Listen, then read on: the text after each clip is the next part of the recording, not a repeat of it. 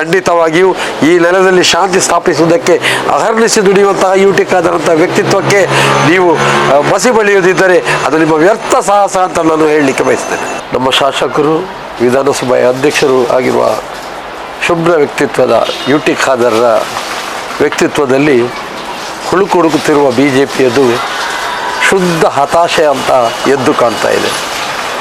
BJPಯವರು ಎರಡು ಗ್ಯಾಂಗುಗಳ ಮಧ್ಯದ ಒಂದು ದ್ವೇಷ ಮತ್ತು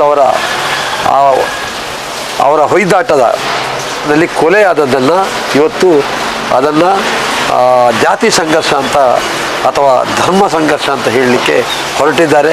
ಆ ಮೂಲಕ ಒಬ್ಬ ರೌಡಿ ಶೀಟರ ಕೊಲೆಗೆ ಸೆಕ್ಷನ್ ಇರುವಾಗಲೂ ಅವರು ಜಾಥವನ್ನು ಹೊರಡಿಸಿಕೊಂಡು ಪ್ರತಿಭಟನೆಯನ್ನು ಮಾಡಿಕೊಂಡು ದಾರಿಯಲ್ಲಿ ಸಿಕ್ಕವರ ಮೇಲೆ ಎರಗಿಕೊಂಡು ಹೋಗಿದ್ದಾರೆ. ಖಂಡಿತಕ್ಕೂ ಇದು ಅವರ ವ್ಯಕ್ತಿತ್ವ. ಯುಟಿ ಖಾದರ್ ಅವರ ವ್ಯಕ್ತಿತ್ವದಲ್ಲಿ ಜಿಹಾದ್ ಮನಸ್ಥಿತಿ ಇದೆ ಅಂತ ಹೇಳುವ BJPಯ ನಾಯಕರಿಗೆ ನಾನು ಕೇಳಲಿಕ್ಕೆ ಬಯಸ್ತೇನೆ, ಇದು ನಿಮ್ಮ ಜಿಹಾದಿ. ಯುಟಿ ಖಾದರ್ದಲ್ಲ ಜಿಹಾದಿ ಮನಸ್ಥಿತಿ ಅಲ್ಲ. ಎಲ್ಲರನ್ನು ಒಳಗೊಂಡು ಎಲ್ಲ ಜಾತಿ ಧರ್ಮಗಳ ಜನರಿಗೆ ಬೇಕಾಗಿ ಎಲ್ಲರ ಬೇಡಿಕೆಗಳಿಗೆ ಸ್ಪಂದಿಸುತ್ತಾ ಹಿರಿಯರಿಗೂ ಕಿರಿಯರಿಗೂ ಮಕ್ಕಳಿಗೂ ಎಲ್ಲರನ್ನೂ ಸಮವಾಗಿ ಕಾಣುವಂತಹ ಯುಟಿ ಖಾದರ್ರ ವ್ಯಕ್ತಿತ್ವದಲ್ಲಿ ಯಾವತ್ತೂ ಕೋಮುವಾದಕ್ಕೆ ಆಸ್ಪದವಿಲ್ಲ.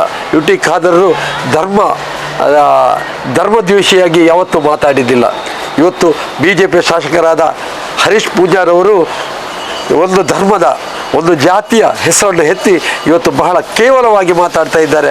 ಇಂತಹ ಶಾಸಕರನ್ನು ಈ ಜಿಲ್ಲೆಯಲ್ಲಿ 3 ಶಾಸಕರನ್ನು BJP ಹೊಂದಿದೆ. ಕೋಮು ದ್ವೇಷವನ್ನು ಹರಡುವಂತಹ ಭರತ್ ಶೆಟ್ಟಿ ಮತ್ತು ಹರೀಶ್ ಪೂಜಾ ಮತ್ತು ನಮ್ಮ ಮಂಗಳೂರಿನ ಶಾಸಕರಾದ ವೇದವ್ಯಾಸ ಕಾಮತ್ರ ಮಾತುಗಳನ್ನು ಕೇಳಿದರೆ ಯಾರು ಜಿಹಾದಿ ಮನಸ್ಥಿತಿಯಲ್ಲಿ ಇದ್ದಾರೆ ಎಂಬುದನ್ನು ಅರ್ಥ ಮಾಡಲಿಕ್ಕೆ ಹೆಚ್ಚು ಪರದಾಡುವ ಅಗತ್ಯ ಇಲ್ಲ ಅಂತ ನಾನು ಹೇಳಲಿಕ್ಕೆ ಬಯಸ್ತೇನೆ.